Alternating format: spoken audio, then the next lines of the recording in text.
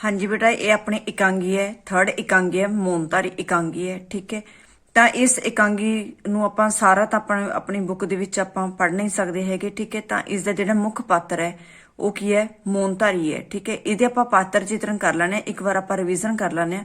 ਤੁਸੀਂ ਨੇ ਇਹਦੇ ਪਾਤਰ ਚਿਤਰਨ ਯਾਦ ਕਰਨੇ, ਫਿਰ ਉਸ ਤੋਂ ਬਾਅਦ ਇਹਦੀ ਵਾਰਤਾਲਾਪ ਤੇ ਪ੍ਰਸੰਗ ਸਿੱਧ ਵਿਆਖਿਆ। ਇਹਦੇ ਵਿੱਚੋਂ ਦੋ ਇੰਪੋਰਟੈਂਟ ਕਰਾਂਗੇ ਆਪਾਂ, ਮੌਨਧਾਰੀ ਤੇ ਰਾਮ ਪਿਆਰੀ। ਠੀਕ ਹੈ, ਮੌਨਧਾਰੀ ਜਾਣ ਪਛਾਣ। ਸਭ ਤੋਂ ਪਹਿਲਾਂ ਆਪਾਂ ਨੂੰ ਇਕਾਂਗੀ ਪੜ੍ਹਨੀ ਜ਼ਰੂਰੀ ਹੁੰਦੀ ਹੈ ਬੇਟਾ। ਜੇ ਆਪਾਂ ਨੇ ਇਕਾਂਗੀ ਪੜ੍ਹੀ ਹੋਏਗੀ ਤਾਂ ਹੀ ਆਪਾਂ ਇਹ ਪਾਤਰ ਚਿੱਤਰ ਨੇ ਜਿਹੜੇ ਉਹਨਾਂ ਬਾਰੇ ਲਿਖ ਸਕਦੇ ਹਾਂ। ਜਾਣ ਪਛਾਣ ਈਸ਼ਵਰ ਚੰਦਰ ਨੰਦਾ ਦੁਆਰਾ ਲਿਖੀ ਗਈ ਇਕਾਂਗੀ। ਮੌਨਧਾਰੀ ਵਿੱਚ ਮੌਨਧਾਰੀ ਇੱਕ ਮਹੱਤਵਪੂਰਨ ਪਾਤਰ ਹੈ। ਇਕਾਂਗੀ ਦਾ ਨਾਮ ਕੀ ਹੈ? ਮੌਨਧਾਰੀ। ਇਕਾਂਗੀ ਦੇ ਅੰਤ ਵਿੱਚ ਜਾ ਕੇ ਪਤਾ ਲੱਗਦਾ ਹੈ ਕਿ ਅਸਲ ਵਿੱਚ ਮੌਨਧਾਰੀ ਬਾਬਾ ਇੰਸਪੈਕਟਰ ਦੀਪ ਚੰਦ ਹੁੰਦਾ ਹੈ, ਜੋ ਮਦਨ ਲਾਲ ਨੂੰ ਗ੍ਰਿਫਤਾਰ ਕਰਨ ਲਈ ਇਹ ਭੇਸ ਧਾਰਨ ਕਰਦਾ ਹੈ। ਇਸ ਦੇ ਸੁਭਾਅ ਦੀਆਂ ਕੁਝ ਵਿਸ਼ੇਸ਼ਤਾਵਾਂ ਹਨ। ਸੂਝਵਾਨ। ਮੌਨਧਾਰੀ ਬਾਬੇ ਦੇ ਰੂਪ ਵਿੱਚ ਇੰਸਪੈਕਟਰ ਦੀਪ ਚੰਦ ਇੱਕ ਸੂਝਵਾਨ ਤੇ ਸੁਲਝਿਆ ਹੋਇਆ ਪੁਲਿਸ ਕਰਮਚਾਰੀ ਹੁੰਦਾ ਹੈ। ਉਸ ਨੂੰ ਪਤਾ ਹੈ ਕਿ ਮਦਨ ਲਾਲ ਵਰਗੇ ਭਗੌੜਿਆਂ ਨੂੰ ਕਿਸ ਤਰ੍ਹਾਂ ਕਾਬੂ ਕੀਤਾ ਜਾਂਦਾ ਹੈ। ਉਹ ਆਪਣੇ ਸਾਥੀ ਹਵਲਦਾਰ ਦੀ ਸਹਾਇਤਾ ਨਾਲ ਮਦਨ ਲਾਲ ਨੂੰ ਕਾਬੂ ਕਰਨ ਵਿੱਚ ਸਫਲ ਹੋ ਜਾਂਦਾ ਹੈ। ਨੈਕਸਟ ਪੁਆਇੰਟ ਹੈਗਾ ਚੁਸਤ ਚਲਾਕ। ਮੌਨਧਾਰੀ ਬਾਬਾ ਬਹੁਤ ਹੀ ਚੁਸਤ ਚਲਾਕ ਹੈ। ਉਹ ਆਪਣੇ ਹਵਲਦਾਰ ਦੇ ਨਾਲ ਮਦਨ ਦਾ ਪਿੱਛਾ ਕਰਦੇ ਕਰਦੇ ਉਸਦੇ ਠਹਿਰਨ ਦੇ ਟਿਕਾਣੇ ਭਾਵ ਰਾਮ ਪਿਆਰੀ ਦੇ ਘਰ ਆ ਜਾਂਦਾ ਹੈ ਅਤੇ ਬੜੀ ਹੀ ਚਲਾਕੀ ਨਾਲ ਮੁਜਰਮ ਨੂੰ ਆਪਣੀ ਪਕੜ ਵਿੱਚ ਲੈ ਲੈਂਦਾ ਹੈ। ਥਰਡ ਪੁਆਇੰਟ ਹੈ ਬੇਟਾ ਚੁੱਪਚਾਪ ਰਹਿਣ ਵਾਲਾ। ਮੌਨਧਾਰੀ ਦਾ ਅਰਥ ਹੁੰਦਾ ਹੈ ਮੌਨ ਧਾਰਨ ਕਰਨ ਵਾਲਾ, ਭਾਵ ਕੀ ਹੈ? ਚੁੱਪ ਰਹਿ ਕੇ ਕੁਝ ਵੀ ਨਾ ਬੋਲਣ ਵਾਲਾ। ਇਸ ਤਰ੍ਹਾਂ ਇੰਸਪੈਕਟਰ ਦੀਪ ਚੰਦ ਵੀ ਇਕਾਂਗੀ ਦੇ ਮੱਧ ਤੋਂ ਲੈ ਕੇ ਅਖੀਰ ਤੱਕ ਚੁੱਪ ਹੀ ਰਹਿੰਦਾ ਹੈ। ਉਹ ਸਿਰਫ ਆਪਣੇ ਚੇਲੇ ਨੂੰ ਹੀ ਇਸ਼ਾਰਿਆਂ ਨਾਲ ਸਮਝਾਉਂਦਾ ਹੈ। ਨੈਕਸਟ ਪੁਆਇੰਟ ਹੈ ਅਧਖੜ ਉਮਰ ਦਾ ਵਿਅਕਤੀ।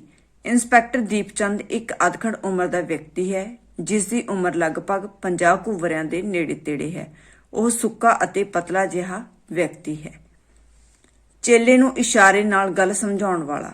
ਮੌਨਧਾਰੀ ਹੈ ਜਿਹੜਾ ਉਹ ਬਾਬਾ ਬਣਿਆ ਹੋਇਆ ਇੰਸਪੈਕਟਰ ਦੀਪ ਚੰਦ ਆਪਣੇ ਚੇਲੇ ਭਾਵ ਹਵਲਦਾਰ ਨੂੰ ਸਾਰਿਆਂ ਦੇ ਸਾਹਮਣੇ ਵਕਤ ਦੀ ਨਜ਼ਾਕਤ ਨੂੰ ਸਮਝਦਿਆਂ ਹੋਇਆ ਇਸ਼ਾਰਿਆਂ ਨਾਲ ਹੀ ਗੱਲ ਸਮਝਾਉਂਦਾ ਹੈ।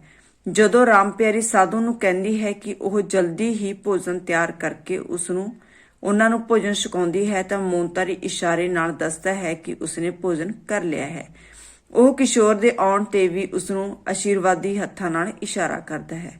ਨੈਕਸਟ ਪੁਆਇੰਟ ਹੈਗਾ ਵਧੀਆ ਅਦਾਕਾਰ। ਮੌਨਧਾਰੀ ਦੀ ਭੂਮਿਕਾ ਇੱਕ ਇੰਸਪੈਕਟਰ ਦੀਪ ਚੰਦ ਇੱਕ ਵਧੀਆ ਕਲਾਕਾਰ ਵੀ ਹੈ। ਉਹ ਇੰਸਪੈਕਟਰ ਹੋਣ ਦੇ ਨਾਲ ਨਾਲ ਮੌਨਧਾਰੀ ਬਾਬੇ ਦੀ ਭੂਮਿਕਾ ਬਹੁਤ ਵਧੀਆ ਨਿਭਾਉਂਦਾ ਹੈ। ਇਕਾਂਗੀ ਦੇ ਅੰਤ ਤੱਕ ਉਹ ਕਿਸੇ ਨੂੰ ਵੀ ਆਪਣੇ ਉੱਤੇ ਸ਼ੱਕ ਨਹੀਂ ਹੋਣ ਦਿੰਦਾ। ਜਦੋਂ ਉਹ ਆਪਣੀ ਨਕਲੀ ਦਾੜੀ ਨੂੰ ਲਾ ਕੇ ਇੱਕ ਪਾਸੇ ਸੁੱਟਦਾ ਹੈ ਤਾਂ ਉਸ ਵਕਤ ਉਸਦਾ ਅਸਲੀ ਚਿਹਰਾ ਸਾਰਿਆਂ ਦੇ ਸਾਹਮਣੇ ਆ ਜਾਂਦਾ ਹੈ।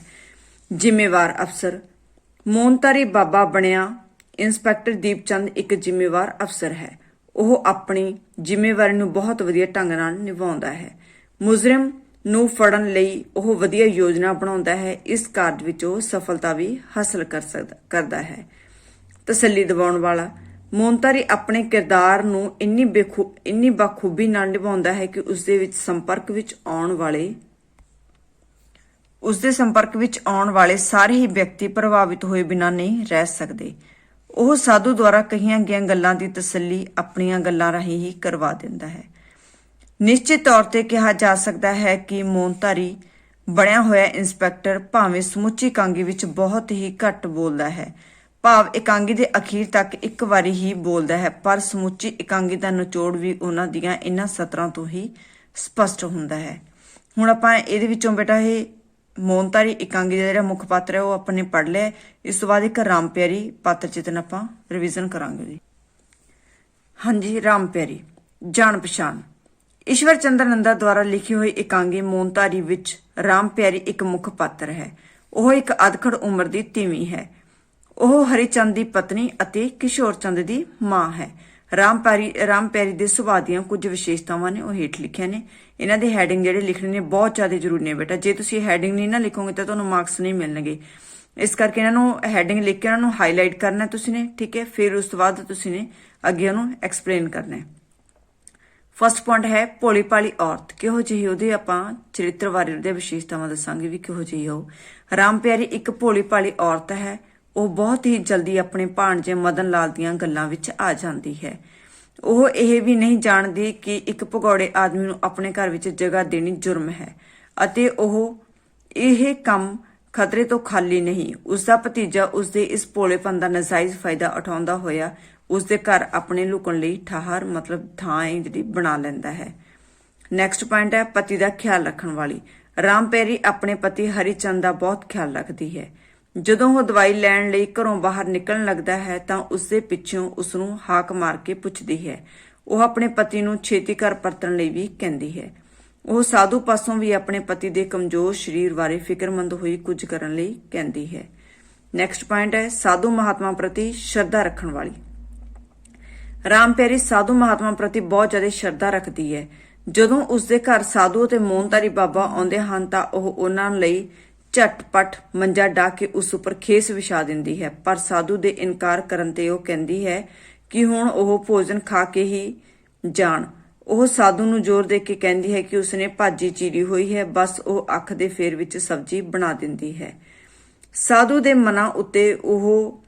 ਦੇ ਮਨਾ ਕਰਨ ਤੇ ਉਹ ਭੋਜਨ ਨਹੀਂ ਕਰਨਗੇ। ਕੀ ਉਹ ਭੋਜਨ ਨਹੀਂ ਕਰਨਗੇ? ਰਾਮ ਪਿਆਰੀ ਛੇਤੀ ਨਾਲ ਅੰਦਰ ਜਾ ਕੇ ਫਲ ਆਦਿ ਲਿਆ ਕੇ ਸਾਧੂ ਦੇ ਅੱਗੇ ਰੱਖ ਦਿੰਦੀ ਹੈ। ਘਰ ਦੇ ਕਲੇਸ਼ ਤੋਂ ਦੁਖੀ। ਰਾਮ ਪਿਆਰੀ ਘਰ ਦੇ ਕਲੇਸ਼ ਤੋਂ ਬਹੁਤ ਦੁਖੀ ਹੁੰਦੀ ਹੈ। ਸਾਧੂ ਦੇ ਕਹਿਣ ਤੇ ਕਿ ਘਰ ਵਿੱਚ ਬਹੁਤ ਕਲੇਸ਼ ਹੈ ਤਾਂ ਰਾਮ ਪਿਆਰੀ ਝਟਪਟ ਹੀ ਕਹਿ ਦਿੰਦੀ ਹੈ ਕਿ ਇਹ ਗੱਲ ਤਾਂ ਸੱਚ ਹੈ। ਉਹ ਆਪਣੀ ਪਤੀ ਦੀ ਬਿਮਾਰੀ ਕਰਕੇ ਬਹੁਤ ਦੁਖੀ ਹੈ।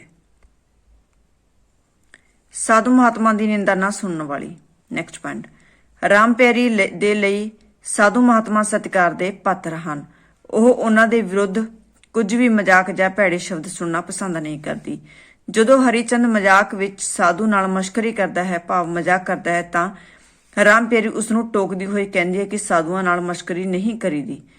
ਜਦੋਂ ਕਿਸ਼ੋਰ ਸਾਧੂਆਂ ਨੂੰ ਬੁਰਾ ਭਲਾ ਕਹਿੰਦਾ ਹੈ ਤਾਂ ਉਸ ਵਕਤ ਵੀ ਰਾਮ ਪਿਆਰੀ ਉਸਨੂੰ ਗੁੱਸੇ ਹੋਈ ਕਹਿੰਦੀ ਹੈ ਕਿ ਵੇ ਕਾਕਾ ਕੀ ਹੋ ਗਿਆ ਹੈ ਤੈਨੂੰ, ਬੋਲ ਕਬੋਲ ਨਾ ਮੂੰਹੋਂ ਕੱਢ। ਭਾਣਜੇ ਲਈ ਫਿਕਰਮੰਦ। ਰਾਮ ਪਿਆਰੀ ਆਪਣੇ ਭਾਣਜੇ ਮਦਨ ਲਾਲ ਲਈ ਵੀ ਫਿਕਰਮੰਦ ਹੈ। ਉਹ ਸਾਧੂ ਨੂੰ ਕਹਿੰਦੀ ਹੈ ਕਿ ਬਾਬਾ ਜੀ ਇਸ ਦਾ ਵੀ ਕਸ਼ਟ ਨਿਵਾਰਨ ਕਰੋ। ਜਦੋਂ ਮਦਨ ਲਾਲ ਰਾਮ ਪਿਆਰੀ ਨੂੰ ਆਪ ਬੀਤੀ ਦੱਸਦਾ ਹੈ ਤਾਂ ਉਹ ਉਸਦੀਆਂ ਗੱਲਾਂ ਸੁਣ ਕੇ ਫਿਕਰਮੰਦ ਹੋ ਜਾਂਦੀ ਹੈ। ਹੌਸਲਾ ਦੇਣ ਵਾਲੀ। ਰਾਮ ਪਿਆਰੀ ਹਮਦਰਦ ਅਤੇ ਹੌਸਲਾ ਦੇਣ ਵਾਲੀ ਔਰਤ ਹੈ। ਜਦੋਂ ਉਸਦਾ ਭਾਣਜਾ ਮਦਨ ਉਸਨੂੰ ਆਪਣੀ ਕਹਾਣੀ ਸੁਣਾਉਂਦਾ ਹੈ ਤਾਂ ਉਹ ਉਸਨੂੰ ਹੌਸਲਾ ਦਿੰਦੀ ਹੋਈ ਕਹਿੰਦੀ ਹੈ ਕਿ ਉਹ ਘਬਰਾਏ ਨਾ, ਉਹਨਾਂ ਦੇ ਘਰ ਪੁਲਿਸ ਨਹੀਂ ਆਉਂਦੀ। ਉਹ ਮਦਨ ਨੂੰ ਕਹਿੰਦੀ ਹੈ ਕਿ ਉਹ ਫਿਕਰ ਨਾ ਕਰੇ ਅਤੇ ਹੌਸਲਾ ਰੱਖੇ।